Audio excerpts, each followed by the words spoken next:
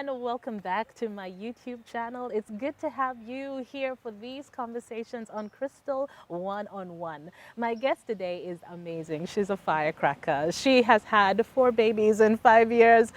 We are still talking about that. She is the founder and CEO of Organic Secrets, which is all about hair care, and now she's getting into skincare. She's also a director of Eagle 7, and this is with her husband. Everything she does is with her husband. I have Nargis Shirazi Baguma joining me on Crystal One-on-One today. Hello, hello. Hi, hi. How are you? Excited to be here. Finally, I'm here. Finally, So really excited. honestly, I could not chase you. I was like, I will let you find the time because if you remember, you told me, oh, I've just had a baby. Yes, And I'm like, it was always about the babies, Crystal. did you just have a baby? And you're like, yeah, I've had 4 in 5 years and no triplets, no twins. Yes. 4 pregnancies, 4 babies in 5 years. How are you? That's what I have to ask. I've realized mothers are Wonder Women. Like, to be honest, like nobody ever tells you these things, you know? You go through school, you think I'm going to get married and then I'm going to get babies and everything is going to be, It's another world, right? It's another But can anyone really tell you though? Can anyone really tell you what it's like? No. It's kind of like one of No. those things you have No. to experience Exactly. it. You can be told, but you will never be able Not really, yeah. to You really won't understand really get it. exactly. I think it's something that you really have to experience in order to understand exactly what it's about. But your So, babies are beautiful. Thank you. Oh! They're cute to look at, but they're work. Oh, yeah, a lot of work. Lots of work. Okay, so Yeah. my goodness, what you have done in the space of the last, is it 2-3 years? Yeah. With Organic Secrets? Yeah, it's coming to 3 years. We're making 3 years on 7th of May. Isn't that insane? This year, it's unbelievable. I don't believe in myself, like, to be honest. It's something that started so small. It actually, I think my husband must have believed more in it than I did. Okay. Because I'm from a public health background, you know, and all my life, the only thing I'd known, well, from school, I did community psychology and then did a master's in public health, and I was so passionate about health. There's one mantra that defines me, and that's change. I love seeing change. I love being a part of change, and I mean, that's what pushed me that to public mantra health. got you into spaces at such a young age. and Yes! We were like, whoa, I what's know! happening? Like in my early 20s, even I would get onto those, you know, stages, and because they're all the way to the United Nations General Yes. Assembly in New Yeah. York. I'd stand in front of presidents and people from all over the world, funders, tiny little, I was very tiny, very tiny.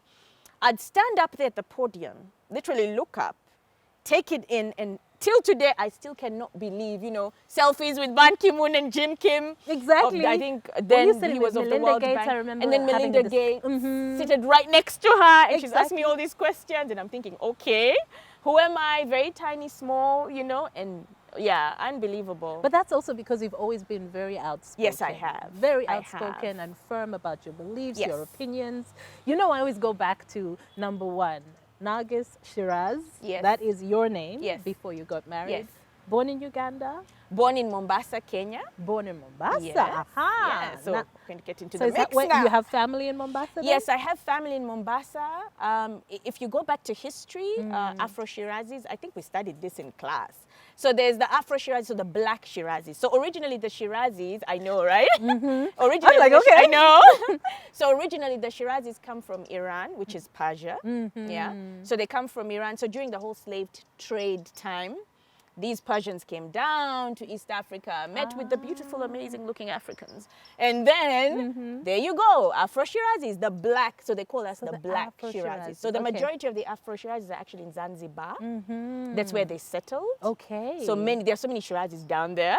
So yeah, so that's kind of like the beginning of me. My grandfather is an was an Afro-Shirazi, my dad's dad. And then he married a Munyoro lady. Okay. So you can imagine. So from Hoima. And then, so that's my Ugandan So did mix. she go there or he came here? He came here. And he settled came here here. and then settled here. Okay. So yeah, from Hoima, and that's the mix now from my father's side. And then my mom has some Baganda blood as well. Okay. And then her father was, that's my great grandpa, yes. Her grandfather was Indian. Okay. So, So there's a lot of blood. yes, A so mix there's of blood mix in of there. different, yes. So it's mixture.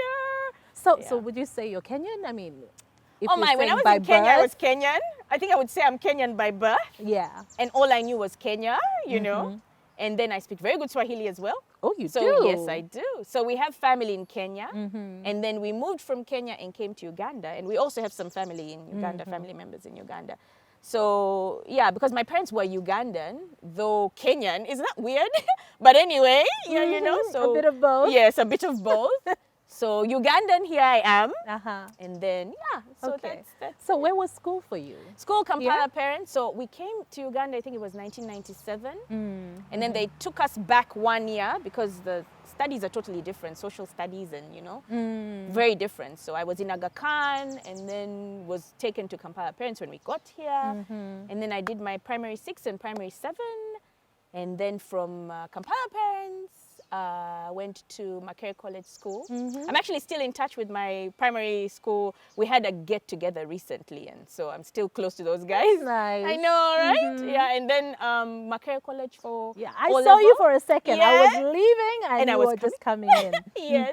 So Makerere, I loved Makerere College School. Right? Makerere College School then I think was it brought out the me that I am today, and I think I discovered myself while at school. You know, at that phase where you are a teenager, you don't know who you are, you're seeing all sorts of different things, you're trying to define who you are, and you're also trying to define that based on the spaces that you are around, and you know. Yes. And I think, I mean, that's where I discovered I could write really well.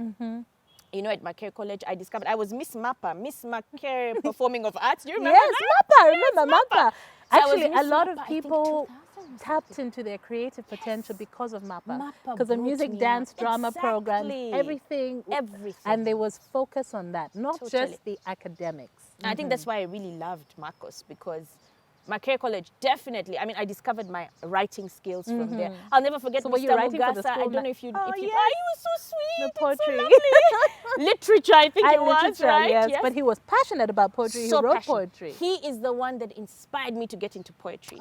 And that's how I got into poetry. And there was Naboto. What was Naboto? National Book Trust of Uganda. So I was always number 1, number 2, number 1, number 2, number 1 for 4 years. Oh my goodness. I used to write poetry, yes. And Mr. Mugasa is the one who really cheered me on, and I loved it. And then that's when I also discovered I could write plays, and then I just realized that I was into the arts. Okay. And I loved it, yes. And you know, the play that Melinda Gates actually loved and talked about, and that's why she named me as one of the most inspiring women she met in 2013. It was partly because of the twist, the play, where a man falls pregnant. That's another story altogether. But, so yeah, that was my life in Marcos. I loved it. So It wasn't this is just when academics. I asked, do you still write poetry? Are you still writing? I haven't Is there written time for poetry. that? There's no time for that. I haven't written poetry in a very long time. Plays I did, the last one I did was The Twist. That's the Okay. one that I haven't had time to do anything else. Ooh, So. how many years ago was that? Twist was staged, the first time it was staged in 2013. The second time it was staged, I think it was 2018, before COVID. Okay. Yes, at the National Theatre. So we're talking 10 years, 5 years. Yeah. So So it's 5 been years ago. And long. in that time, your life has completely changed. 100%. Like, So one of the things you said that was very interesting is you were in Makerere College for Yes. your O level. Yes. Then you went to Gayaza. yes, I was in for Gayaza your High School. A-level. Yes. And Gayaza girl. Yes, How was that? Because they're I very different schools, very different cultures. Totally different. The cultures are extremely different. And I think that's one of the reasons why I found it very difficult to just, you know, get in with the flow at Gayaza with what Yes. I found, because I came from a background that was very open-minded, very free. And allowed you to express yourself. Allowed me to express myself, very artistic. And in Gayaza, one of the things that I loved, I like being positive. One of the things that I loved from Gayaza We're not going to be complaining. One of the things I loved from Gayaza was I learned how to be principled and organized from there, because there are certain principles Yes. and certain ways in which they would train you, or you would naturally grow into being just because you came from there. But it was oh my good Lord, I had it very difficult the first year. I was really tempted to tone down so many times. I'll be honest, you know.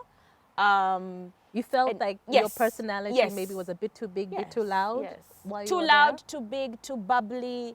And I questioned myself at that point in terms of my temperament, my personality. It wasn't the best of times, but the difficult moments that I went through, the experience that I got actually made me better. Okay. You know, so I look at it in that way, and I'm like, okay, I didn't have it easy when I was there, but I learned a couple of things, and those couple of things are still helping me go through life today. True. So I guess there's everything. There's something For good in every everything. experience, you look at what Exactly, your takeaways exactly. are, right? So Okay. I have the negatives, yes, but I decided to look at what I learned from there, the positives, and they've helped me today. So, Okay. but yes, it was a real switch. Oh my God. I Huge can switch. imagine. I know. I was Yeah. in McCary College and my older sister was in Gayaza. Whoa. And I remember what for me, and this was again my experience at the Wow. time, her personality just kept shrinking and shrinking. And she became very hard and very cold. I can And it's relate. because I think she had to, because of what she was going through at Yeah, school, yeah. she kind of had to Yeah. toughen up. Yeah. So that was her experience. But the other people had a completely different experience that was positive. So Especially those who went through just Gaza High School. They've got a totally different story That's from you it? that had, yes, from you that had, I've been in that situation where I express myself and I let people know, look guys, it's a wonderful academic institution. There's so much to learn from there, but there are issues that also need to be looked into, especially when it comes to defining character and, you know, defining what a woman is supposed to be in a society. lady, hey, a lady, a So lady you does see- not do this and the lady does not do that. If I had changed my personality, I don't think I would have stood at the United Nations General Assembly podium. Thank you. They actually picked me because of my personality. Do you see what I'm saying? Yeah. Because I am loud, that's why they picked me. So if I'd gone through that system and said, okay, now I have to become one of the girls and I'm going to chill and just forget the whole loud and come, you know. No, I I don't find think it interesting that when you say loud, what I see is fearless in a way, unafraid. Yes. To speak up, Yes. to, you know, as you said, you're passionate about Yeah. change, Yeah. passionate about making the world better for others. Yes. And we even see that in your business, actually. Yes. A lot of what you're doing Yeah, is still it's all that about- passion, yes, it right? is, yeah. So you said you did community psychology. I did community psychology at McCary University. Okay. And then from there, I wanted to do, I remember it was clinical psychology that I wanted to do. Okay. Why? Passion people. For some reason, I thought I really, really cared about, and I thought because that was then, I really cared about people that were hurting. And I wanted to be in the center of understanding how can I help this person go from this phase to the other phase.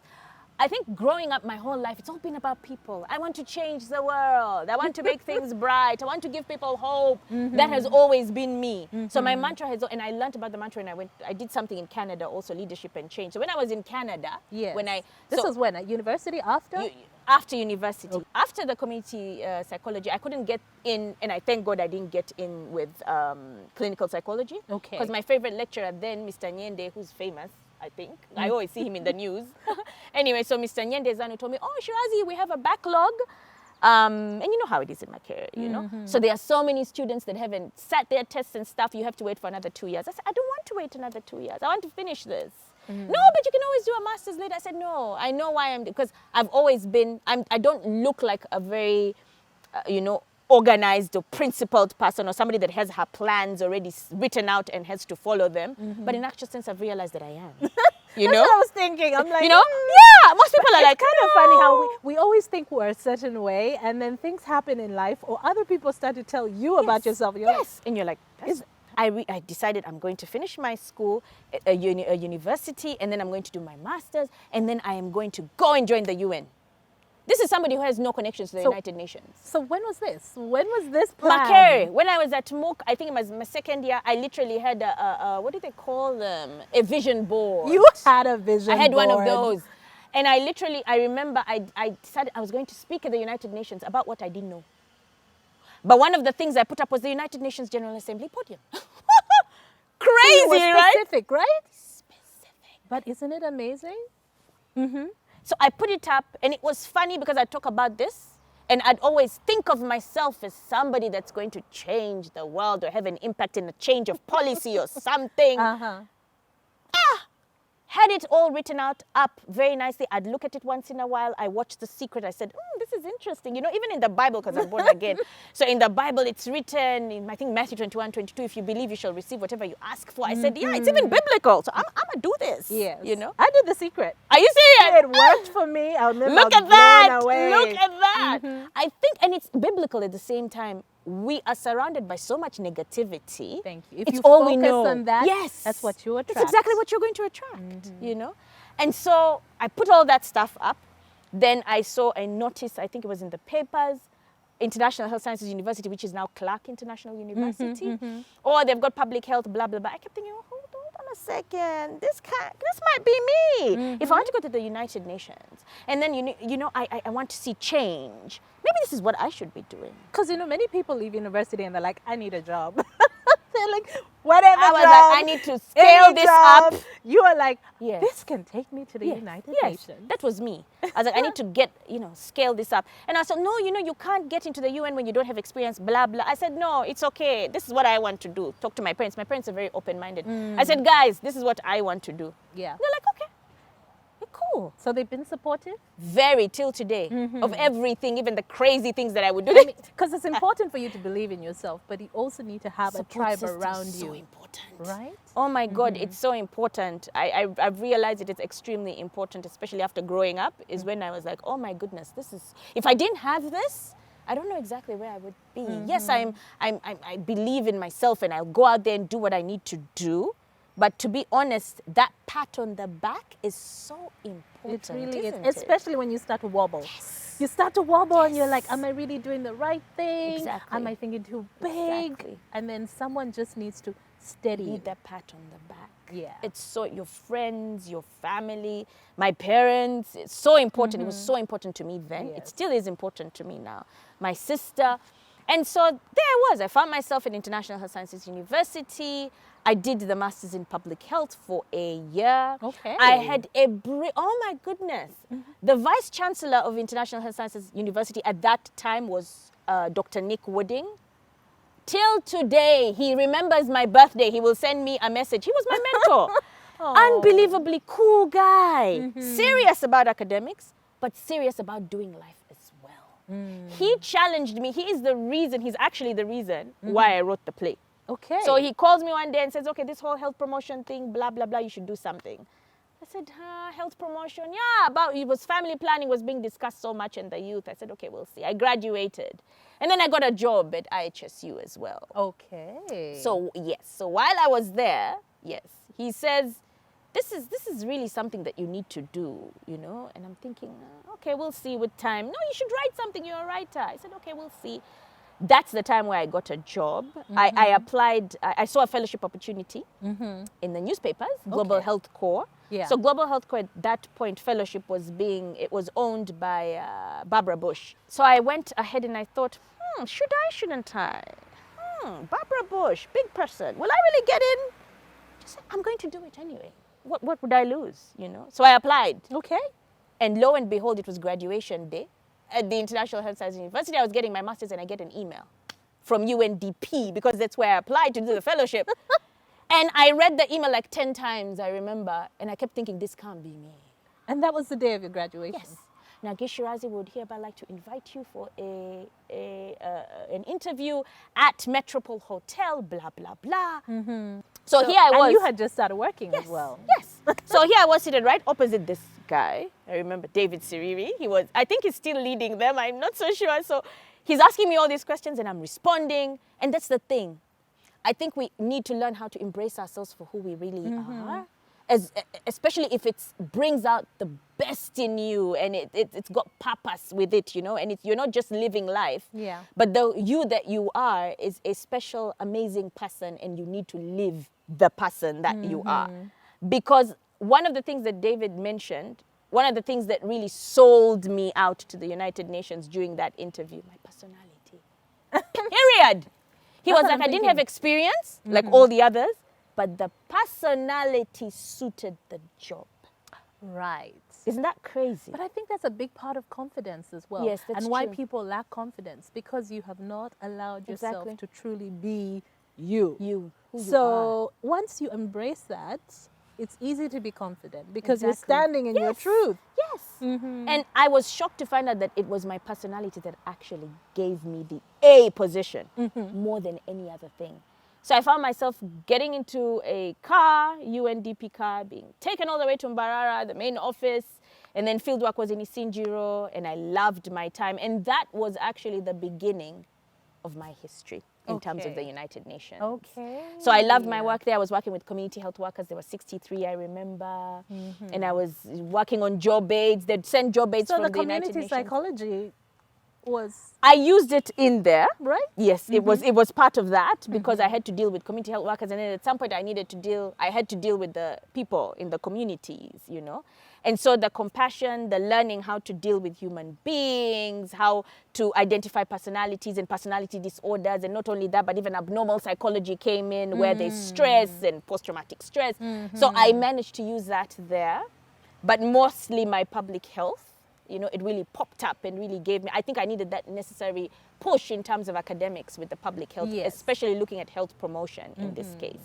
Because that's when, you know, United Nations will send job aids, and then you have to tailor those job aids to suit the Ugandan community, I mean. Yeah, because their understanding of the problems in the communities are totally different from. You know, Yes. so they'll send them to Ghana, they'll send them to Uganda, they'll send And them every to Kenya. community is unique. Exactly. So we had to tailor them to suit us Yes. as people in the West because it was Isinjiro and Mbarara. Okay. So that was my first And experience. you loved it. I loved it. Till today, I have all my Mbarara friends. They actually came to visit me like 2 weeks back at home. So I still have friends, you know, with the whole, I loved UNDP Millennium Villages. And that started it because then in 2013, that's when I joined Women Deliver. Now, Women Deliver is an organization also that gave me the step up that I needed. Oh. And I think oh my God, I was so active with Women Deliver for years on end. And Women Deliver is the one that actually engineered the process of my getting to speak at the United Nations General Assembly. All my speaking engagements were all tailored by Women Deliver. Okay, so tell me about the work that Women Deliver does. So Women Deliver basically works with women and girls in terms of health promotion. So we'll look at family planning. Family planning was key at my time, and I think that's why I specialized in that area while working with Women Deliver. Okay. And that's actually one of the reasons I wrote the play when I came back to UG, and then we staged the play at the National Theatre, and then Melinda Gates got to find out about it. So it was basically focusing on family planning then. Was the play And- controversial at the time? Not quite. Yes and no, I should Because say. when I look at the Yes world and we're no. in now, Yes. which is so sensitive about Now- everything now and it's anything. Crazy. Now it's crazy. Then it was yes and no in the sense that the play basically focuses on male involvement in family planning, and so the man falls pregnant, the tables are turned, status quo is changed. The woman is like, it had better be a boy, or it's not a boy, finding another man. So just exactly the way women are treated, especially in the local communities. So what women go through, Exactly. but a So- man is in the... a man is he even has to push. And then he realizes he can't push because there's nowhere for the baby to pass. So they have to cut him up, and all that drama. So it really, it controversial, not quite, I should say, because it just pointed out the part that men play in the lives of women in terms of family planning access. Controversial in the sense that it was talking about youth and family planning as well. Yes. So today, Which was a very delicate it was delicate subject, at that point. because they're like, well, if you're not married, Yeah. you're not having sex, Yes, we don't talk and that's about it. that. Exactly. But then I brought, and I'm born again, and I brought out a discussion where we are now looking at it. Let's look at it face value, reality. Yes, I am born again. I'm not supposed to have sex before marriage. This is my belief. This is my value. It doesn't mean it's yours. And it doesn't mean it's the reality on And the it doesn't ground. mean it's What not is it's not actually the reality happening on with our youth. it's not happening. Honest truth is that I had so much experience with youth and family planning, and I'll be honest, out of 100, I think only like 10 were, out of 100. So we are talking about girls who are falling pregnant, and then tomorrow they have to face abortion. Yes. So which of the two would you prefer, abortion or the use of a condom? So you need to talk about family You have to planning. talk about it. You need to talk You about cannot birth ignore control. it. Yes. You have to talk about birth control. You have to talk about the use of condoms. Which would you? That's what I always used to bring up, like in And my discussions. It was a very delicate thing It because was. even now we still struggle to talk Still is. about sex Yes. with young people. And I always People, say, especially from a cultural background, go. they're like, oh no, we don't. Nobody wants to talk about it, but then that's what I say, and especially now with all that's happening. I mean, you know, that it's become, I say it's a homosexual world these days, you know. So if you do not talk to your children, you know, and educate them and tell them who they really are, identity and gender, someone else will. Yes. And that someone may not be the best person to talk to your children about it. I watched Scary. I watched something the other day. You know, on YouTube you can have YouTube Kids. Yes, you can. Which Yes. is supposed to protect your children from a lot of Supposed material to. that's not for their age. And someone was pointing out, well, was sharing a video that was recommended on YouTube Kids to their child. Yeah. And in this video, you had an adult who was a trans person sitting down with little children, one-on-one interviews, talking about how just because you're born a girl Doesn't mean you're a girl. you're a girl. That's, and these are little children, which is a very interesting time absurd. for how they are Yeah. still developing who they are. So it's funny that you were kind of having these conversations Yes. back then, right? Yeah, And that's they why I was were. asking if it was controversial, because Yeah. in the world today, Oh, now. Oh, my goodness. And this was also something that was discussed. I remember when we were doing the Sustainable Development Goals from the Millennium Development. So I was really loud when it was the Millennium Development Goals. And so that was my phase. And then when it moved to the Sustainable Development Goals, my life changed. And then I kind of sat back and, you know, so it's now the Sustainable Development Yes, Goals. So yes, I was really yes. loud during the Millennium Development Goals. Looking at Avisha, why would I sit, like, why would I do, I don't see it. When I talk to him, I'm like, you know, he's pash pulu, his penis. Yes. So, you know, he's like, so why, mommy, why is my pash pulu long? I'm like, so this is what happens. It's because, you know, you in the simplest of ways. So why do I have a pash pulu and like this? And Ariana and Amora, his sisters, don't have the same pash pulu. And then there we go. We are sitting That's when down you with said, the father. well, it's because Exactly. So now, you were born a boy, and the male, of course, genitalia, you're not going to tell him in that, you know, with that term, but you explain it to him. yes, I cannot imagine explaining to my son that now this is your genitalia, but then it's so confusing. you can question it. I have to know, say it's the most confusing thing, because you're essentially telling children, I mean, even before they start to maybe have some kind of, I don't know, start to realize that they feel different. Yes. You're telling them not to believe Yeah. what they were born with. So it's crazy.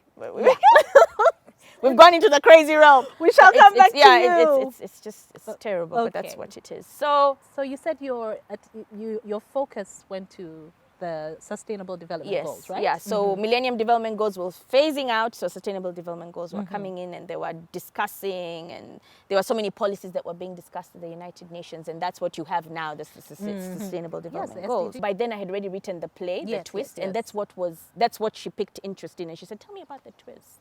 I really like this. How did you write this?" You know, and so she named me as one of her most inspirational women for 2013, and Yeah. I mean, I think about it sometimes, and I'm thinking, that vision board. And Do then you the still have number a of vision board? Yes, I do. Good, good, good, good. And the number of times that I was called to speak at the United Nations General Assembly, I don't even remember. To be honest, countless. That thing that I put up on my vision board came to life. It literally jumped off the board and jumped into my life. Yes. Literally. Yes. And so there I was, yay, life is amazing. And interestingly enough, my husband didn't push me, my then boyfriend. Okay. And this is something I find that's very rare. So you dated for a long time Yes, before you got for married? about four and a half years. Okay. And he always, keep flying, keep going, keep flying. You know, one minute I'll want to go to NTV and do something, and I had my own TV opportunities also there and stuff. And he always pushed me to do something. That go ahead, just be yourself, do your thing. And I kept thinking, does this guy want to marry me, or he's just, you know? You were thinking about that? Yes, I thought about it. And even there was a time where I went to Canada, and so I did leadership and change in Canada, Nova Scotia. Yes. And it's St. FX University. So I went there. I staged the first flash mob at the university, the first that they've ever had. I'll send you the link. And yeah, it was a very nice time. I loved Canada. I just loved the people. I loved the place.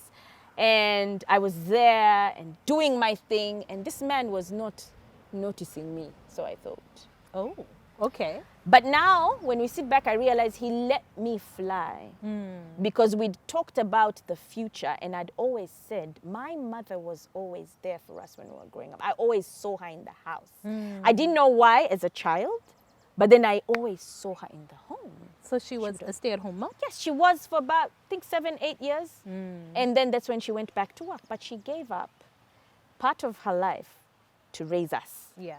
And I kept telling Dennis, I think I want to do this. I don't know. Like, I'm a career lady and all that. I don't know if I can really do this whole stay-at-home thing. But when so many things happening in your life, in your Yes. career at that point? Yes, there was a lot. I got so many amazing opportunities. But at the back of my mind, I knew I wanted to be a mom. And I knew I wanted to give those amazing opportunities a break because I wanted to give my children a chance Your to full have attention. amazing opportunities as well. Yeah. 100% Yes, attention. Yes.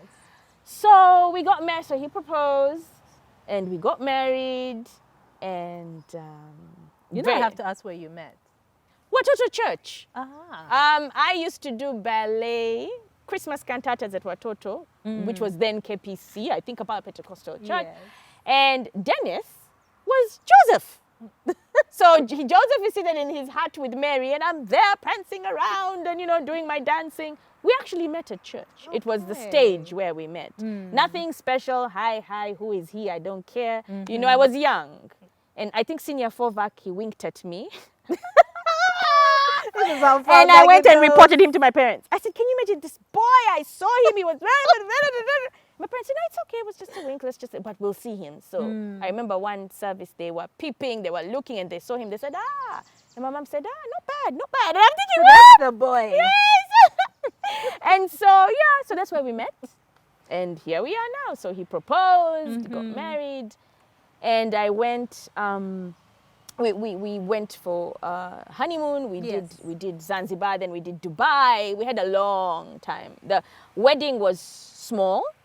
We actually wanted 50 people, but then yes, I know, crazy, Well right? done. And I know, then I'm gonna say, well then done. then our parents said no, we have to invite so and so. So we said okay, fine, 100.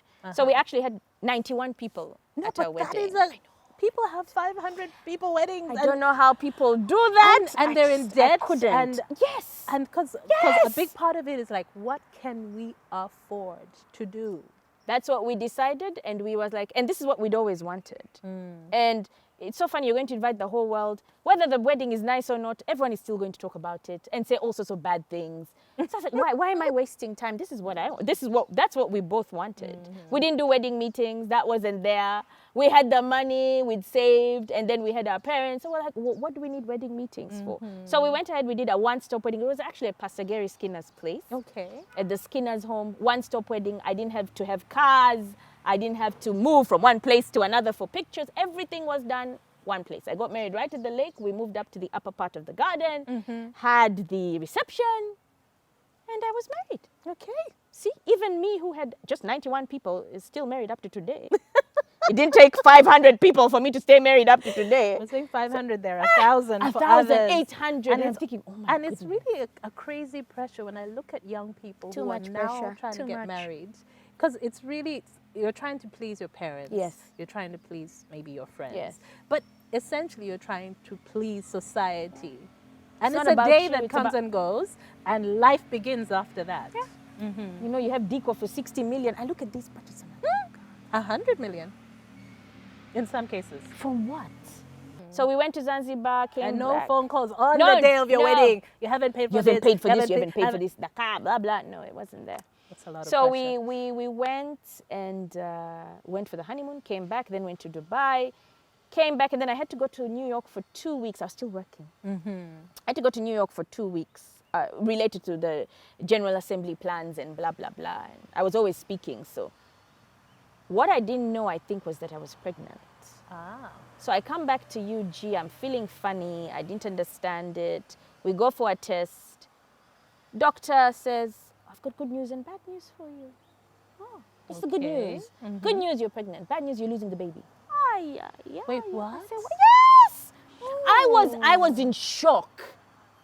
I literally stood there and I looked at my husband, we were in shock. So, you know, the doctor said maybe this whole, because I was all over the place, you know. maybe this is what led to this. And baby's out. I was a mess. I was a wreck. Yes. The baby was, I think, about 6 weeks. I hadn't even met the baby. You know how you go for your Yeah. early scan? I didn't even Yes. get that chance.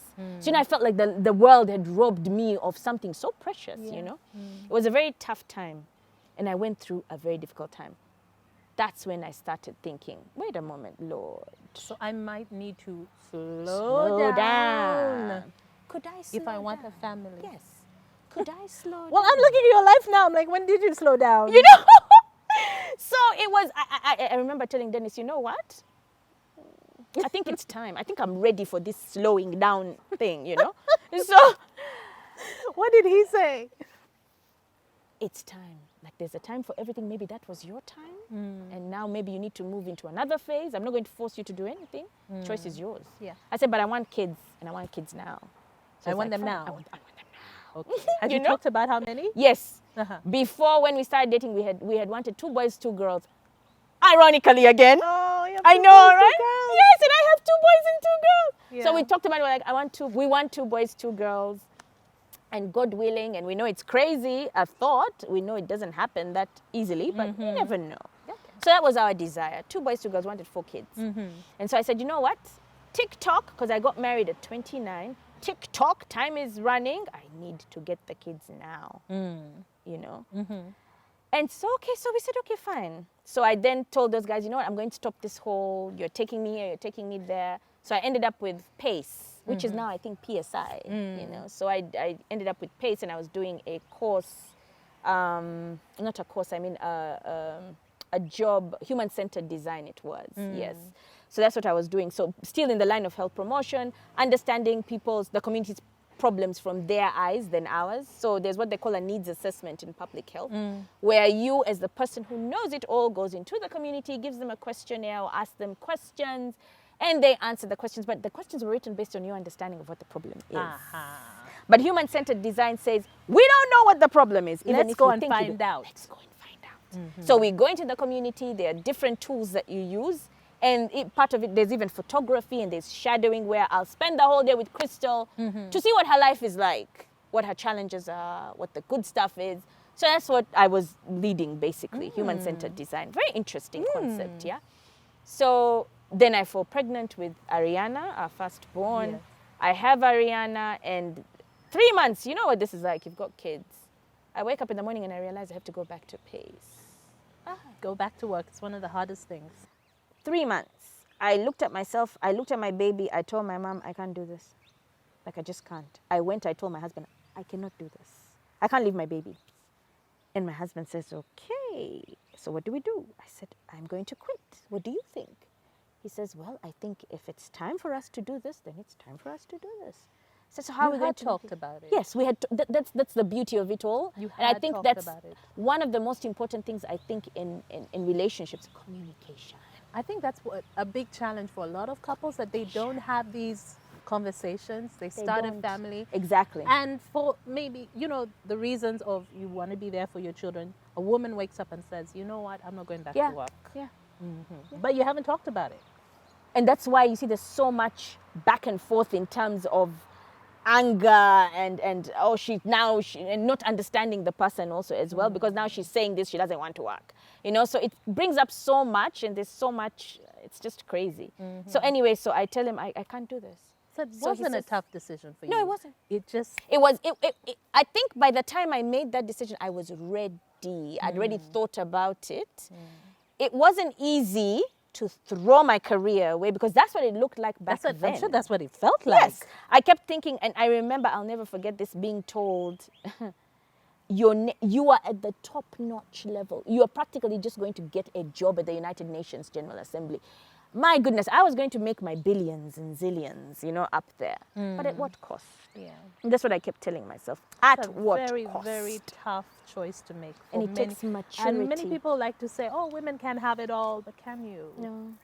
You, It's you make a choice, sometimes you have to sacrifice. Yes. So, Yes. And that's what I keep telling people. I know men have struggles, but women's struggles are special.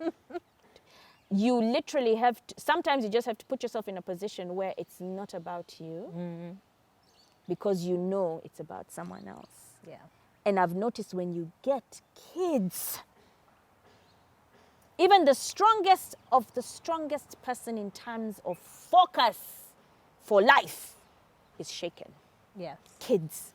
I remember thinking, okay, this is like, I was going to get like the top notch, even in Canada, job offers. Brilliant things job were offers. just lining Things are just, up for yeah, you. I don't have to look. They are there all around me. And I literally just looked and I said, okay, I'm not doing this. I had calls, I had emails, I had people at the UN General Assembly sending me emails saying, what's wrong with you? Literally, And what I'm is sure there are wrong people with who you? said, you're not the first woman Yes. to have Do a you child. think you're the first one to have a baby? Like, so you're going to just give away your life because you've got a baby? I mean, who do you think you are? You think some of us who left our kids at home, we don't love our kids? Oh, wow. I said, wow. Yeah. But I walked away. And I remember sitting, feeling weird, but so full of gratitude. I was not on like the UN General Assembly podium, but I was on a podium of motherhood and I loved it. I felt like, I actually felt like I have arrived, as they say in Ugandan, Tuse, like that's what I felt like. I am here now. The strongest, most vibrant feeling I had ever had was when I quit. Okay. Ironically. Because you took control of your life. Absolutely. Which is hard to do. Absolutely. I felt like I'd really achieved so much in that short time. And then my husband, by that time, we decided, okay, we're going real estate. So we're going to do this together. That's And when we're you going to make it, started. yes. And we're going to make it. I think that's one thing I've noticed. We're a very positive couple. There might be so much negativity around, but we don't let the negativity control our decision-making process or determine our mood. Okay. We always try to look at the positive. And so that's when it started. So we're down with the, real estate. And I'm not so involved. I'm a stay-home mom. But I'd wake up in the morning and think, man, something's missing in my life. Like, I'm loving being a mom, but there's I need to something do constantly something. disturbing my mind. And then that's how I got into the whole interior design. But something is still bubbling inside of me. I feel like I'm missing something. What is it? And so one time when I was discussing with one of my mentors from Canada, I said, I feel like there's a part of my life that's stopped and I can't explain it. And he says, Nargis, I've known you for a short time, but since 2013, there's something I've learned about you. You're all about change. Change is your mantra. Okay. So because you don't have the opportunity to change anymore, you feel like something is missing. In a way, you felt like you were stuck. Yes. Right? Yes. I felt like I was stuck in reverse and I couldn't put my mind to it, like my finger on it, and I kept thinking, what is it? And so he says, find that desire to change, that one thing that defines who you are in terms of change, and you'll find your way. I kept thinking, wait a moment. Isn't it so good to have such mentors in your life? Those that speak life in you, And come COVID, real estate business is slowing down. Eagle 7 is slowing down. Still, there's work to do, but it's not as, fast-paced as it used to be. The whole and we're world on kind lockdown of. now, And you're at home. And I'm at home. And my husband and I are sitting and thinking, At that he's point, also... you had your 2 or your 3? I had... Oh. This was 20... When did COVID start? 2019. 2020. I was pregnant with Avisha when I went to Canada. That's the last consultancy I did when I was 5 weeks pregnant with my son now, the first boy. Okay, your third By born. yes, by 20, I gave birth to Asha because this is 2023. Asha is 1 year and 3 months. Yeah, so I already had Avisha. Yes, I think I already had Avisha, the baby, the first boy. So at that point, you had 3 children, all under the age of 3? Yes. I think Ariana, because Ariana was older. Because Ariana is now 6. I always get the numbers wrong. Ariana is 6. But she was about 3 then. Yes, she was about 3 actually, come to think of it. So I'm just thinking, crazy. It was crazy. Superwoman vibes. You know? Like you had 3 children under the age of 3, 4, let's say. Yes. And you were still like, I need to do something. I need to do something. I need to do and something. I was not sleeping. I love cooking, so I'm cooking, I'm cleaning. We had somebody also who would help, but I love to do my thing. So I'm cooking, I'm cleaning, I'm not sleeping at night because of babies 24/7. And I'm sitting looking at my husband saying, no, we have to do something. Like, we just have to. So Dennis says, Then my mom says, you did the hair thing maybe. And then I said, wait a moment. Because you said she was always doing that. She's the one who always used to do the onion. I remember she would grate the onion and put it in, I think it was coconut oil, and then apply it on my scalp because my hair wasn't the best. And she'd always do that. I remember you at the beginning of this journey, you were talking about these things you used to do with your mom. So I thought, I even talked to my mom and I said, okay, I'm thinking of doing this. And my mom said, yeah, go ahead. Up to today, she'll call me and tell me, by the way, did you know about this? And then you should do this or you should come up with it. She still does it till today. So she says, why don't you? And then I talked to Dennis. And then Dennis said, let's just do it. And I said, okay, but I'm really not, I'm risk averse sometimes. So then he says, okay, let's just take a little bit of money and throw it in there and see what we can do. Money that's not going to hurt us if it doesn't work out. So that leads to, because you recently did a newspaper interview. Yes. And the headline of the article is, you started with 120,000 shillings. Yes. That's exactly what we started with. We started with 120,000 shillings. And so, because we realized, so what was the first thing you focused on? Hair care? Yes, it was hair care. I hadn't thought of skin at all. Onion oil? Yes, it was the coconut natural hair mask. So it was cheap for me to make. Okay. So we went and I got coconut oil. I remember there was a supplier here in Kampala that I trusted. So got coconut oil. I had traveled sometime to the US and I bought shebe from the US, shebe powder. Yes. So I got the shebe powder. That's the first time I ever heard of it when you started talking about it. Yeah, so there's shebe powder. There's shebe movement, if I may call it. The western part of Africa, so the Nigeria and Chad and all those guys on that side, West Africa.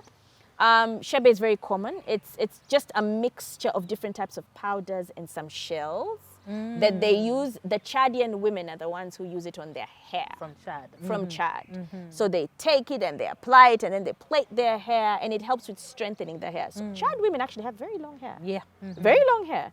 And so my mom was already using it on us. Like I'd travel to the US, buy shebe and I don't know what. So I was already I'll go into a store. So these are things that are already part of your life. They're already part of my life. It's really not a big deal or something, So got the little things that I had. I remember neem powder and just went and said, okay, I'm going to do this.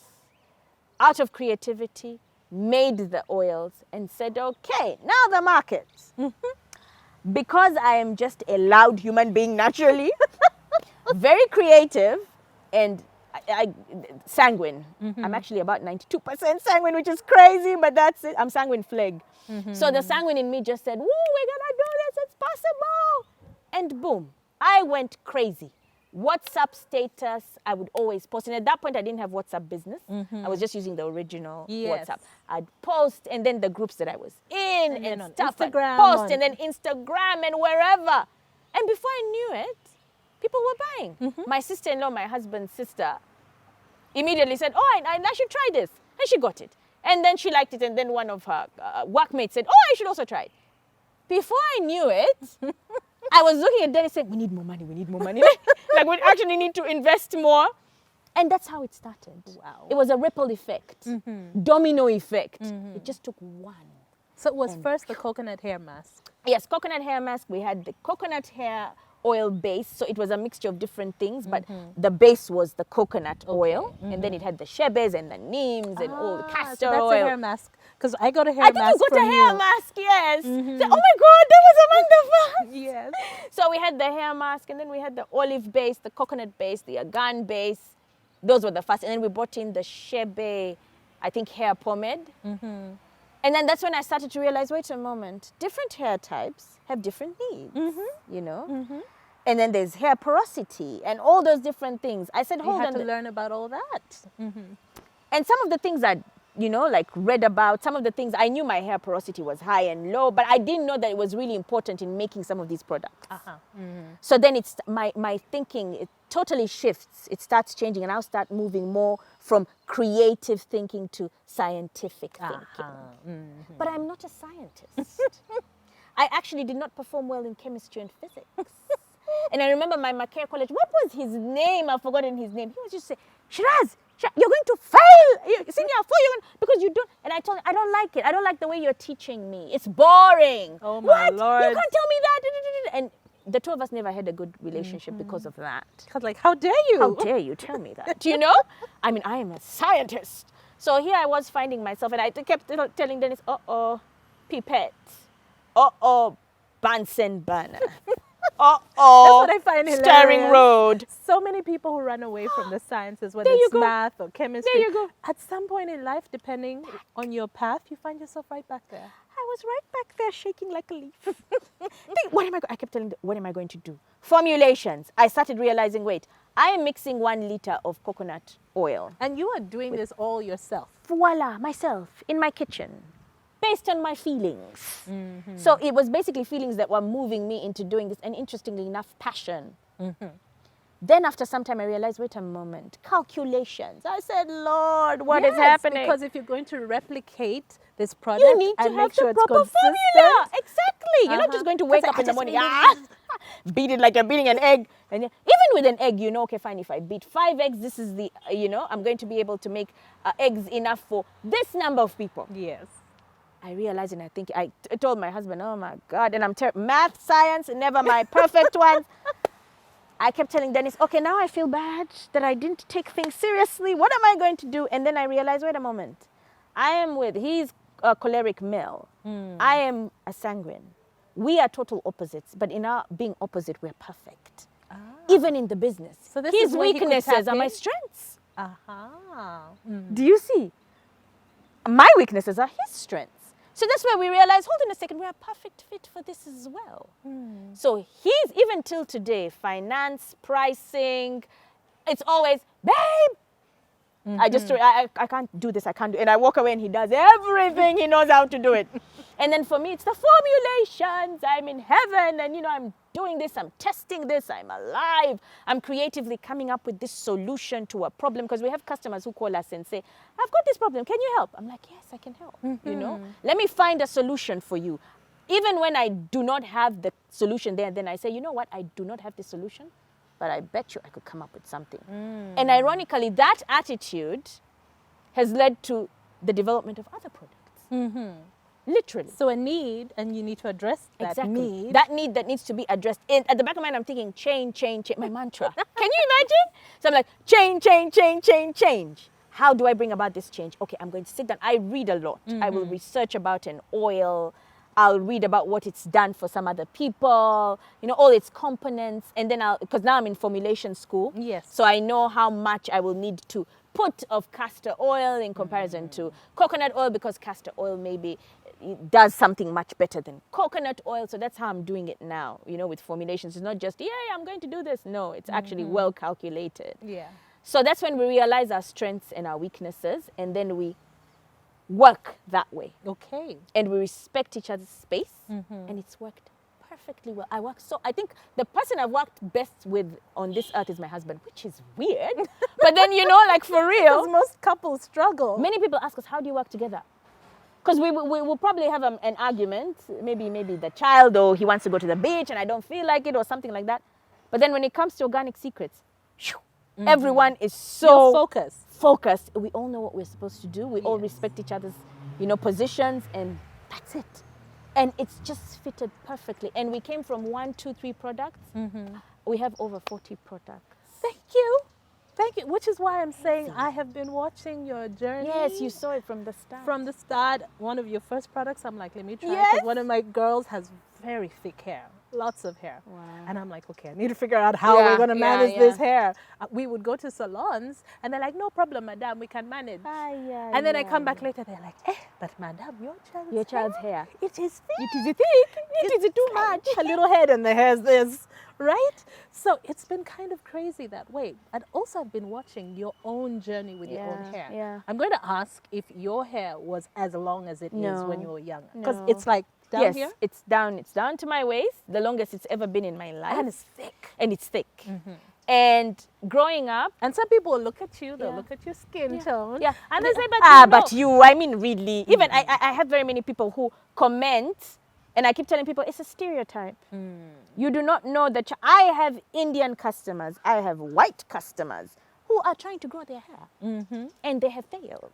And so there's a stereotype generally because you're of mixed race. You have, no, I have people with even more Caucasian blood, or like real, somebody's just half and half, not like me who's got African here, African there, and somebody's literally half and half, and the hair's not growing. Still, it's not growing, and it can still be thick and difficult to manage. And so we started to see, oh my goodness, and the reviews were, if you follow my status. That's the thing. I think for people who do follow you, and probably why you've had so much support, is the people reviews. come back and they're like, they have testimonials. I have people who call me crying. Women at the age, recently, I think it was about 3-4 weeks ago, 67-year-old, she's crying. I'm like, banange chichi, and they talk to you, banange muzungu wange, everything zitandi, feeding, and you can literally just feel emotion.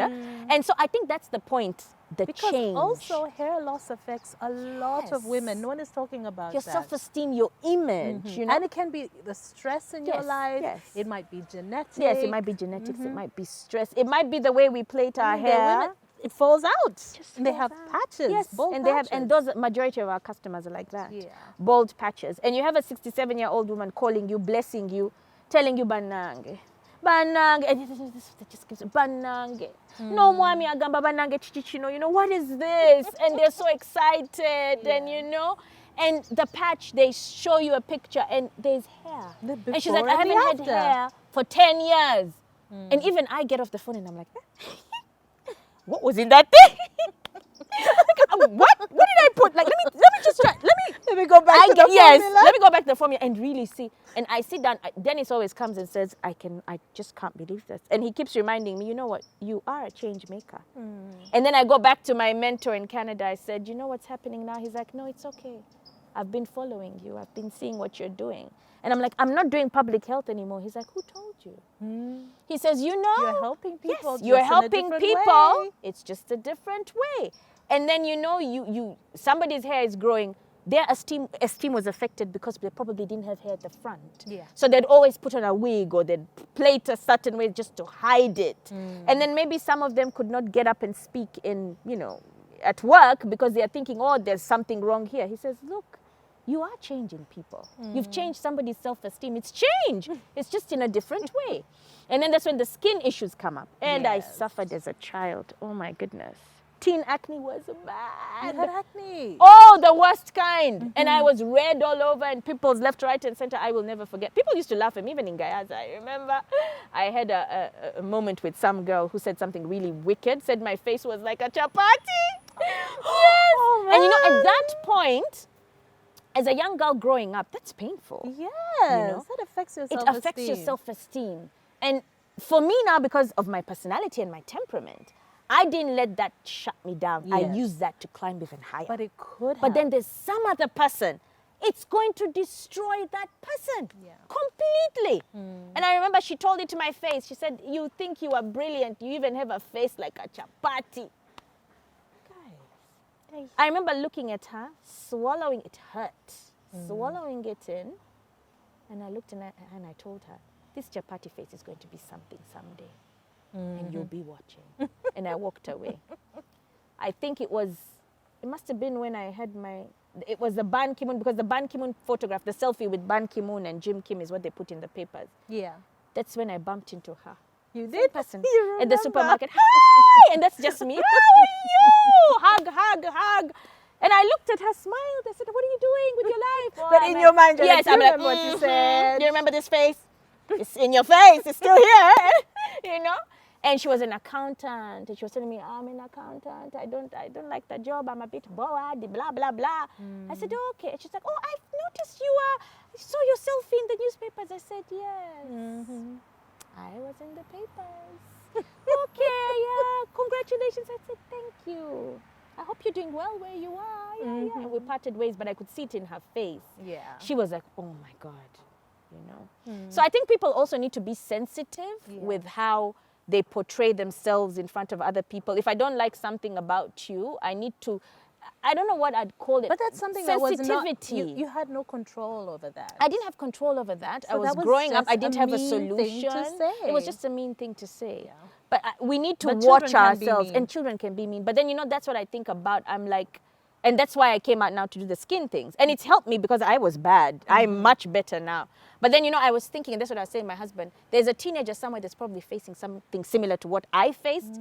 They don't have my personality. Yeah. It is killing them. Or they have my Not even a personality and it's teenager, still killing a grown them. woman who is using tons of Yes. makeup to cover up all and that stuff. just making it worse in the process. Because if your skin is sensitive and you're Just using a constant terrible- products, Yes, you're making it worse. your pores get clogged, you get breakouts. That's it.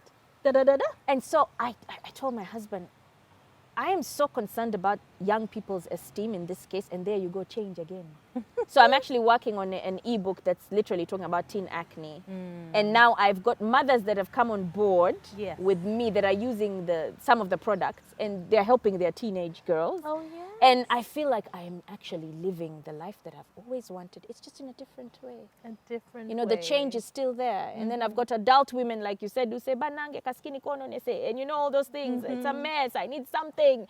And then boom, you give them a solution and their lives are changed. So it's still happening for me. It's just happening in a different way, but it's still happening. And all this with 4 And little all this children. with 4 kids. Much respect. It's not easy. And I'm a stay-at-home mom still, Do you work at ever home. get moments where you feel like you're overwhelmed? Yes. More often Because than not. sometimes, I mean, it's amazing listening to your story, but then it's almost like, okay, there are no problems. Oh, they are.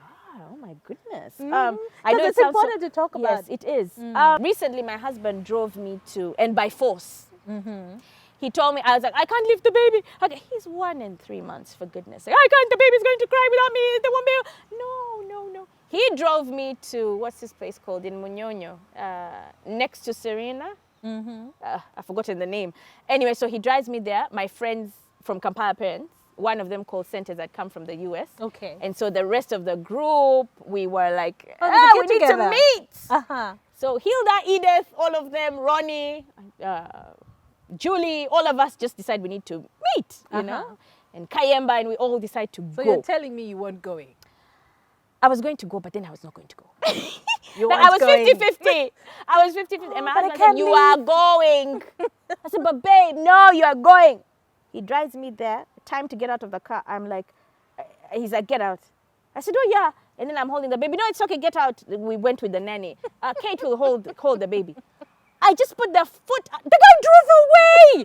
I didn't even say bye to my baby. He left you. Standing there. I have You stories needed from it. I needed it. And then called my husband a couple of times. He stopped picking. I said, okay, fine. I now get it. He came to pick. I called him at around 4. I'm like, the baby. He's like, it's okay. Stay Everything there. is fine. They came for me, I think, at around 5:30. Was coming to 6. That's the first time I'd been away from the baby since I gave birth to the baby. Wow. And Nargis, that's yes, not I know, that's crazy, right? healthy. It's not healthy at all. And my husband tries his level best to push me.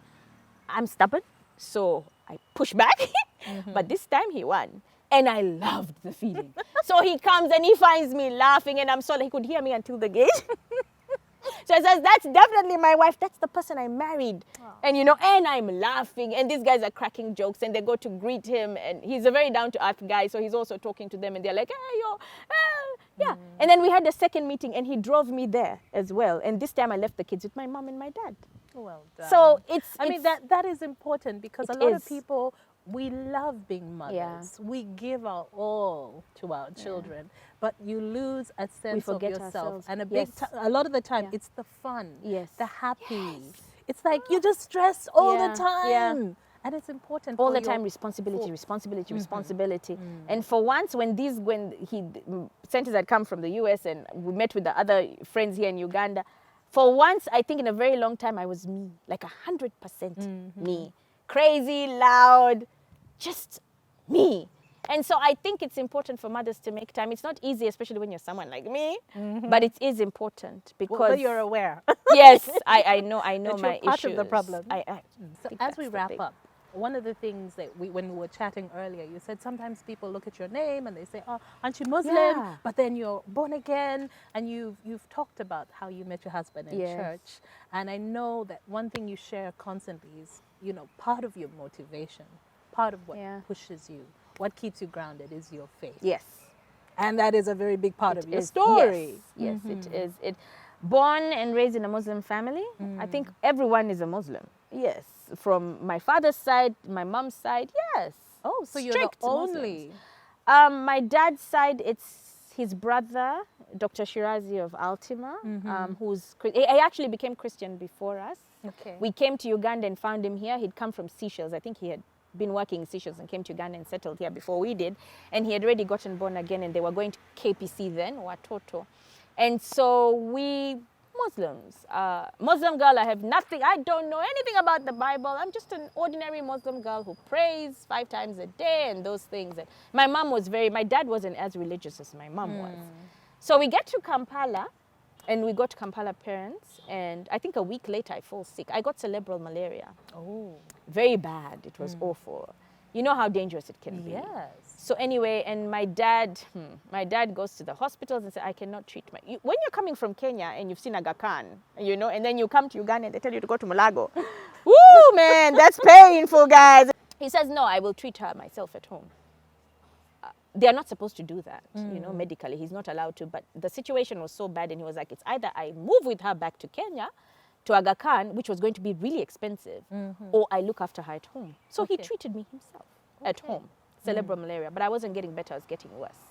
So my uncle calls my dad and says, you know what? My wife has friends that she knows. Let them come and pray for her. Friends? What friends are these? Anyway, long story short, my parents were really desperate. Yeah. You know, their You were not first doing child is well. not doing well. She's getting worse.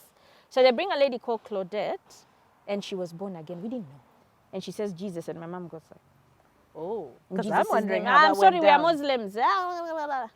Neighbor comes, I get worse.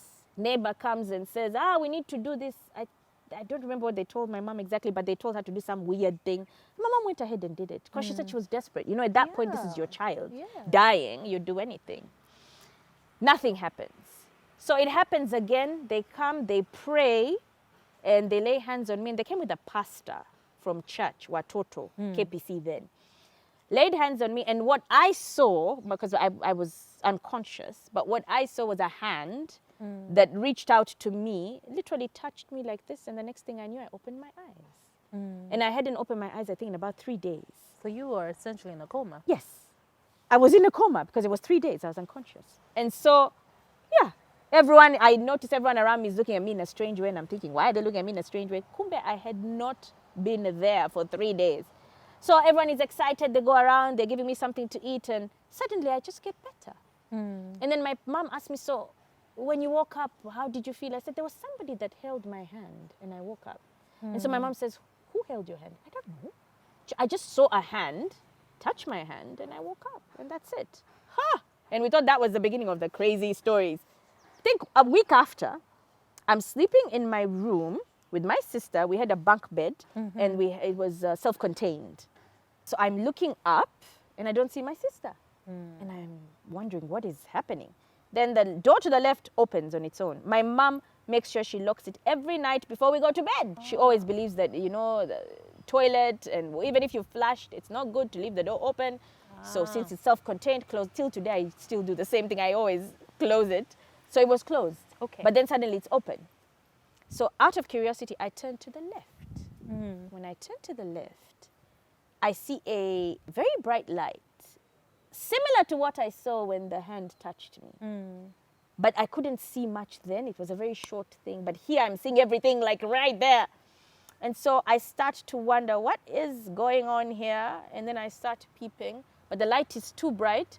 When I open my eyes, I notice it's filled the whole room. My sister's nowhere to be seen. Remember, she's supposed to be sleeping above me. So I hear, ever since we came to Uganda, during that time, 1997, nobody had pronounced my name clearly, like Nargis, like to really, you know. So people are Nargis, and everyone had their own way of saying it. But for the first time, somebody says Nargis. I said, oh my goodness, this person must know me, yeah?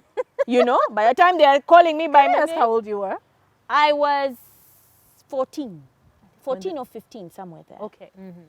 Yeah, 14 or 15, somewhere there, in my early teens. So I turned to look, and then I started getting scared because, you know, with the Quran, there's so many stories, you know, and so many demonic, you know, experiences and stuff. So I start saying a surah, and I start reciting it. which is a verse. Yes, a surah is a verse. So I start reciting it because I'm scared of what I'm seeing in front of me. And then suddenly my mouth just goes boop. And I kept thinking, goodness, this thing, whatever it is this powerful. I am doomed. Mm-hmm. So he says, in a very calm voice, he says my name again. He says, Nargis, do not fear. Go and open the door to Gethsemane. That's it. What is that? Go and open the door. Open the door to Gethsemane. If you remember when Jesus prayed before he was taken away by the guards, I think they'd come to arrest him, where he goes down on his knees and he says, if it is in your will, only if it is in your will, if you can take this cup of suffering away from me, something like that, paraphrasing. So that's the garden where he prayed before they took him for crucifixion, before they arrested him. I'm a Muslim girl. I have no idea what this is. So I wake up in the morning, I am crying my heart out, I'm screaming, looking for my sister. She's like, I'm right up here. I'm like, where were you last night? She's like, I've been here all this while. I said, no, the door, I don't know what. I started trying to explain myself. My parents came, they're like, okay, effects of cerebral malaria, it's had an effect on her brain or something. And so my dad is concerned, or we have to take her for tests, maybe in Butabika or something. And so since then, till today, the Lord reigns in our lives like 100%. I have found myself in situations where I needed an answer and he speaks. It's that scary. That unbelievable, but it is so real. For me, my relationship with God is so real, I can't even put it into words. I literally, you see how I call him a guy? It's like he's my friend from, just next door. I believe in him. I respect him. He's my father, but he's my friend. My relationship with him is at the point where I respect him, I'm in awe of him, I will kneel in front of him and give him that respect and honor because he's God. But still, he's the same guy I can talk to tomorrow. Simply in my car, driving, tell him the silliest of things and he will still listen. So that's it. And that's how we started going to Watoto. And things in my life have happened, have come to pass, some things that he has spoken directly, even with what happens in our lives. And it's unbelievable. There was a time where we were trying to sell a house and we tried to sell it for about 6 months in vain, nothing. And God speaks and tells us what to do. And the same way, in a crazy way, I'm seated, Amora was a baby, he called me. He says, Nargis. I said, yes, babe. I thought it was him. I thought it was Dennis calling me. I'm like, yes, babe. And Nargis, I said, babe. Then I noticed, and then I always freeze. Fear, not fear in the sense of I'm scared, but I'm like, oh my God, it's happening again, I'm scared, it's happening again. And he says, stop doing what you're doing, just prophesy and declare. 2 weeks later, the house was sold. So you see, even I, in the beginning, found it difficult to believe in my own thoughts because I kept thinking there's something weird going on, it can't be true. But then every single time he speaks directly, everything he says comes to pass. And from that time, 1997, growing up to now, the different things that have happened in our lives, God is still the thing that bonds us the most in every aspect, even organic secrets, literally. Go on, do it, because that's what you're supposed to do. And here we are. Crazy, right? I know, right? I think about it. You said everyone else in the family is Muslim. Yeah. And I was like, so it's my parents. How did this happen? Exactly. But with this it had to be too powerful, I think. It's only my parents, my sister, myself. Actually, we're the only born again ones. And then my dad's side, it's only his brother and himself. Everyone else is a Muslim. Okay. Yeah. So. Wow. That's amazing. I know, right? I get so excited about it all the time, but that's it. It's a Jesus story, a Jesus marriage. Everything is him. So I'm believing my kids will also have him, having his hands entirely on them. Okay. Yeah. Oh, wow. So Organic Secrets is growing crazy fast. Yes. I mean, 40, you said 40 products now? Yeah, we have over 40 products. We're actually we want to get UNBS to also come because we took products last year for testing. Yes. The process that's a is process, right? God. It takes forever. I think that's the thing. That's one of the issues that we have faced. And I think that's why some people don't go through those channels. So difficult. It's been really difficult. And then the other thing is pricing. When you're dealing in organic products, it's so expensive to get original organic ingredients. That's the thing. If we're talking about coconut oil, we're not talking about diluted coconut oil. We're talking about pure coconut oil. It's probably virgin coconut oil. You're not going to find it in Kampala. So you have to I've bring in a lot of your ingredients. We have to bring in so many things. I bring in things from India. I bring in things from China. I bring in things from Kenya. I bring in things from Switzerland. I bring in things from all over the world. Why? I can't find authentic things here. I bought shebe powder. Shebe powder has become such a common thing in Kampala. I bought shebe powder at 300,000. I will never forget. That's when I had just started, you know. So I bought it and I took it home, and it was an online transaction. And I took it home, and when I looked at the powder, It wasn't. it was not real. I called the lady. I said, "Where do you buy your powder from?" "I make it myself." I said, "No, you can't make shebe yourself. It's impossible. We don't have that here. So where do you buy it from?" "What are you saying?" Blah, blah, blah. I bought stuff that was fake, worth 300,000. I lost 300,000 shillings because if I'd used it in my formulations, it was going to compromise the authenticity of the product. Yes. So So you still have to bring it in. I bring in shebe from Chad, and it's very expensive. I bring it in from Chad. I bring abunu from Chad. Most of our raw materials, our ingredients, our oils and butters, they come from out of UG. That's one of the major reasons why. So it's very difficult because the importing this stuff is expensive. And then even the process of importing, the thing arrives and it's got its weigh bill. So there's the value of the product that you've bought and the shipping cost. It's all there. The person at the airport is going to open and say, "No, I don't think this is true. They undervalued this. You know, I think it should be this. I don't think this is real." And what can you do about that? Nothing. You have to pay. Yeah. And then they'll try and frustrate you as much as they can. So we found it's very challenging. It's very, very, very, very challenging. And then the other thing, we don't have really the machinery that we need to have. So it's something that we also need to get, and it's so expensive. So at some point in time, we see we need to set up a factory. Yeah, You are going to have to eventually. eventually. But so. you've started the journey. But we've started the journey, and we're And getting there. you are getting the feedback Yeah. that keeps Yeah. pushing. Yes, the reviews are out of this world. We have people who say, "I've tried this from the US and it's failed." And I come from I have somebody who has a sister who came to UG, and she had the child had eczema and nothing was working. Yes, yes. And she said, "Oh, you should try this and this and this from this Ugandan." And the lady was like, "No, I don't use anything Ugandan. If US is failed to work, what Ugandan thing is going to work?" So this lady buys the thing and doesn't tell her it's Ugandan. She removes the labels and she says, "Try this one." "Where'd you get this one from?" "I bought it from South Africa." "Oh, okay, I'm going to use this one." 3-4 days, the child is better. "Oh my God, where'd you buy this thing? I have to go with it. Please buy it for me." She says, "It's the other Ugandan lady I told you about." The lady said, "What?" She calls me herself Terrible that and she people have says, that "Yes, perception. this Ugandan thing cannot work when the US thing has failed." Yeah. But my dear, thank you for coming. I'm laughing because I know you. You're welcome. It's so nice to be here It was finally. lovely Yeah, to it was catch lovely up being hosted. and